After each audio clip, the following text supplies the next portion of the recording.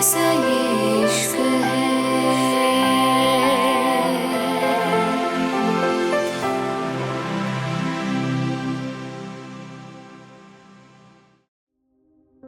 अलियाना सामने देख रही थी।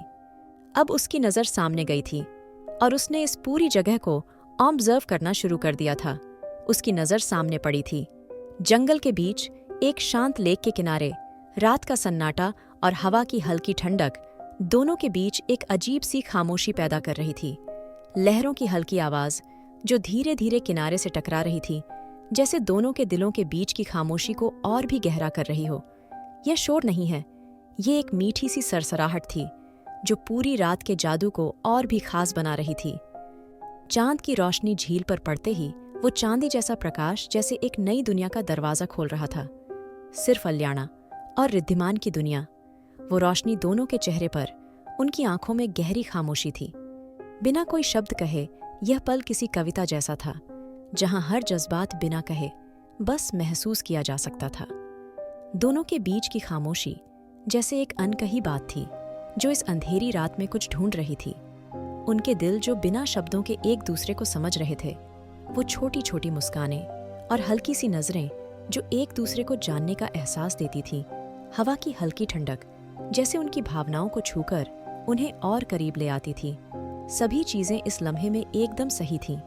जंगल की खामोशी, झील की चुप्पी, चांद की चांदनी और दोनों के बीच के खामोश जज्बात, जैसे पूरी दुनिया इस एक पल में सिमट कर रह गई हो और ये सब कुछ खास बन गया हो, क्योंकि यहाँ दोनों के दिल एक ही सुर में धड़क रहे थे। अलियाना के बनते बिगड़ते एक्सप्रेशन को देख के रिद्धिमान इतना तो समझ गया था, उसको ये सब पसंद सा गया था। वो इतना तो समझ गया था, अलियाना को ये अच्छा लग रहा है। वो फिर से बोला, अलियाना, क्या हम डिनर करें? उसकी बात पे अलियाना धीरे से बोली, डिनर? तभी उसकी नज़र सामने पड़ी थी। वो धीरे से चलती उस टेबल के पास आ गई थी। टेबल के ऊपर हल्की सी मोमबत्तियां जल रही थीं, जिनकी मध्यम रोशनी पूरी जगह को एक गर्म और आरामदायक एहसास दे रही थी। मोमबत्तियों की हल्की लौ हवा के साथ जैसे डांस कर रही थी। अलियाना धीरे से बोली, रिद्धिमान, तुम्हें ये कैंडल जलाने की क्या जरूरत थी? देखो, हवा से कैसे। उसकी बात पे रिद्धिमान ने उसके होंठों पे उंगली रख ली थी और अलियाना ने फिर से सामने उस टेबल को देखा था, जैसे वो भी दोनों के बीच के इस खूबसूरत पल का हिस्सा बनना चाहती हो। टेबल पर ब्लैक रोज का बुके रखा था, जिनकी खुशबू हवा में घुली हुई थी। पास ही कुछ छोटे छोटे चमचमाते ग्लास थे, जिनमें रेड वाइन रखी हुई थी, जो हर एक घूंट के साथ शरीर और आत्मा को शांति दे, ऐसा रिद्धिमान का मानना था। अलियाना खाना नोटिस कर रही थी, जहाँ सब उसकी पसंद का था। एक और छोटी प्लेट में रंग बिरंगे सलाद थी, जिनमें फ्रूट्स और वेजीज एक साथ मिले हुए थे। उनके ऊपर बारीक कटी हुई ताजगी और हल्का सा ड्रेसिंग, जैसे हर एक हिस्सा अपनी जगह पे परफेक्ट हो। टेबल पर एक और सूप का बाउल रखा था, जिसमें सूप की खुशबू हवा में घुली हुई एक तरफ स्टीमिंग पैंडी के छोटे छोटे टुकड़े रखे हुए हैं। इसके अलावा टेबल के एक कोने में कुछ डेजर्ट्स रखे थे। फ्रेश बेरीज भी रखे हुए थे, जो खाने की हर चीज को एक नया रंग और ताजगी दे रहे थे। सब कुछ इस तरह से रखा है कि न सिर्फ उसकी खूबसूरती दिख रही थी, बल्कि उसका हर एक हिस्सा इस रात की खूबसूरती को बढ़ाता था। ये एक ऐसा डिनर टेबल था जो शायद दोनों के दिलों के जज्बातों को छूने और पूरी रात को और भी खास बनाने के लिए सजे हुआ था। यहाँ कई तरह के खाने थे, इटालियन, चाइनीज, थाई।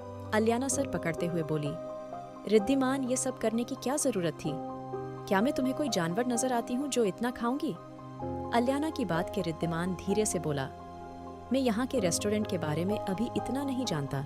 मैं अभी इंडिया आया हूँ, इसलिए मैंने हर अच्छे रेस्टोरेंट से बेस्ट शेफ को बुला के खाना बनवाया है। आई होप तुम्हें पसंद आएगा। रिद्धिमान की बात पे अलियाना और ज्यादा हैरान रह गई थी, क्योंकि उसको कभी उम्मीद नहीं थी रिद्धिमान उसके लिए ऐसा कुछ करेगा।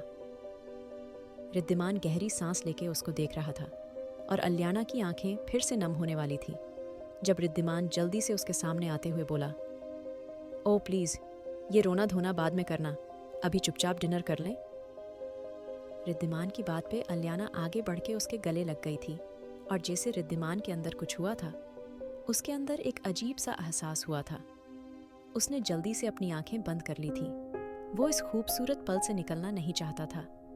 अलियाना रिद्धिमान के बालों में अपनी उंगलियां चलाते हुए इसकी गर्दन पे गहरी सांसें छोड़ते हुए बोली, तुम मुझे बिगाड़ रहे हो। रिद्धिमान, मुझे इन सब की आदत नहीं है। मैं अकेली लड़की हूँ जिसको किसी की केयर, किसी के प्यार का हक नहीं। मैं अकेली हूँ। अलियाना के गर्म आंसू रिद्धिमान को अपनी गर्दन पे महसूस हो रहे थे। तभी रिद्धिमान उसको खुद के अंदर और ज्यादा समाते हुए बोला, और मैं किसी को ये हक दूंगा भी नहीं। अलियाना राठौर, तुम्हारी के केयर, तुम्हारी फिक्र करने का हक और किसी को है भी नहीं। इसलिए किसी और के बारे में सोचना बंद कर दो। और मुझे तुम्हारा अकेलापन भी तुम्हारे साथ बर्दाश्त नहीं, इसलिए मैं उसको भी तुमसे दूर कर दूंगा। इन सब की आदत डाल लो। रिद्धिमान की बात पे जैसे अलियाना का गुस्सा बाहर आ गया था। वो रिद्धिमान के कॉलर को पकड़ते हुए उसको अपने करीब करते हुए बोली, तुम मुझे इन सब की आदत डलवाओगे और फिर अगर तुम मुझे छोड़ गए, तुम मुझसे दूर हो गए, रिद्धिमान मैं नहीं संभल पाऊंगी। मुझे ऐसे ही जीने दो प्लीज। ये मेरी किस्मत है। तुम सिर्फ मेरे दिल को और ज्यादा तकलीफ दोगे। तुम भी मुझे अपनी आदत लगा के चले जाओगे। तुम भी मुझसे दूर हो जाओगे। मैं तुम्हारी बेरुखी बर्दाश्त नहीं कर पाऊंगी। रिद्धिमान मैं मर जाऊंगी। प्लीज मैं नहीं जी पाऊंगी। अलियाना कहते कहते जमीन पे बैठ गई थी। तभी रिद्धिमान उसको जल्दी से अपने आगोश में लेते हुए बोला, जस्ट शट अब अलियाना राठौर। अगर मैं तुम्हें अपना दर्द जाहिर करने दे रहा हूं, इसका मतलब ये नहीं है तुम बार बार कुछ भी बोलोगी। रिद्धिमान ने उसको अपने आगोश में ले लिया था। अलियाना उसकी कॉलर को पकड़ते हुए गुस्से से बोली, तुम मुझे कभी नहीं छोड़ोगे। रिद्धिमान उसके चेहरे को पकड़ के उसको अपने करीब करते हुए बोला, जिस दिन मैं तुम्हें छोड़ूंगा उस रिद्धिमान ओबरॉय भी जिंदा नहीं रहेगा। अपने जीते जी मैं तुम्हें कभी नहीं छोड़ सकता और ना कभी खुद से दूर जाने दूंगा। अपने दिमाग से ये ख्याल निकाल दो। अलियाना राठौर। रिद्धिमान की बात पे अलियाना ने आगे बढ़ के उसको होंठों को अपनी कैद में ले लिया था। वो बुरी तरह उसके होंठों को काट रही थी। वो बुरी तरह उसको किस कर रही थी, पागलों की तरह उसको चूम रही थी। रिद्धिमान ने धीरे से उसको ऊपर उठा लिया था और सामने रखी टेबल पे बैठा दिया था और रिद्धिमान बड़ी शिद्दत से उसको किस कर रहा था। अब रिद्धिमान उस पे हावी हो चुका था। अलियाना गहरी सांसें लेते हुए उससे दूर हुई थी, लेकिन उसने फिर से उसको अपने करीब कर लिया था। कुछ देर बाद दोनों की सांसें कंट्रोल में नहीं थीं। तभी अलियाना फिर से खामोशी से उसके गले लग गई थी। ये रात उसके लिए बहुत खूबसूरत थी और ये खूबसूरत रात वो कभी नहीं भूल सकती थी। रिद्धिमान उसके चेहरे को हल्का सा ऊपर करते हुए बोला, क्या हम डिनर करें? तुम्हें नहीं, पर मुझे भूख लगी है। रिद्धिमान की बात पे अलियाना हल्का सा मुस्कुरा के सामने बैठ गई थी और रिद्धिमान उसको अपने हाथों से सर्व कर रहा था। अलियाना धीरे से बोली, मैं खा लूंगी रिद्धिमान, तुम क्यों मेरे लिए इतना परेशान हो रहे हो? अलियाना की बात पे रिद्धिमान गहरी सांस लेके बोला, ये तो मैं देख पा रहा हूं। अलियाना राठौर, तुम खुद का ख्याल कैसे रख रही हो?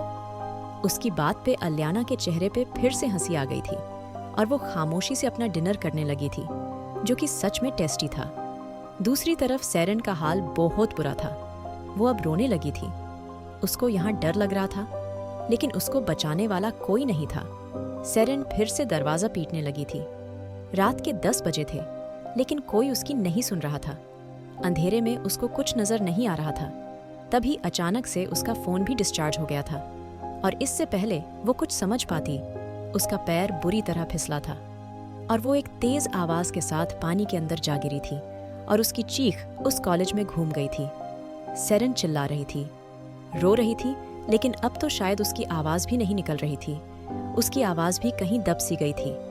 अब उसने हाथ पैर मारने भी छोड़ दिए थे, लेकिन शायद अब उसकी किस्मत में यही था। उसको ऐसे ही मरना था। उसकी बहन अलियाना राठौर जीत चुकी थी। आज वो भी अपने मॉम डैड की तरह जा रही थी। वो भी उसको सब दे के जा रही थी। उसने अपनी आंखें बंद करके खुद को पानी में छोड़ दिया था और फिर वो धीरे धीरे नीचे जाने लगी थी। क्या सच में सेरेन की कहानी हो चुकी है? यही खत्म या होगा कुछ और? क्या रिद्धिमान और अलियाना का वादा चल पाएगा? उम्र भर या लगेगी किसी की बुरी नजर? ये सब तो कहानी में पता चलेगा, क्योंकि ये कोई फरीटेल नहीं जहां सब एकदम स्मूथ चले। वो तो वक्त बताएगा दोनों बहनों की जिंदगियां क्या मोड़ लेके आने वाली है। लेकिन आप लोग जरूर कहानी में बने रहिए और सुनते रहे। दी माफिया बॉस, अनवांटेड वाइफ। और अगर कहानी पसंद नहीं आ रही और आप बोर हो रहे हैं तो मैं कहानी आगे नहीं बढ़ा सकती, क्योंकि आपके लोगों के बिना ये कहानी आगे बढ़ाने का फायदा नहीं, और आप इतना इंटरेस्ट नहीं दिखा रहे यहाँ। खैर, इस चैप्टर के बाद देखते हैं आपके रिव्यूज़, और उस हिसाब से आगे का चैप्टर आएंगे।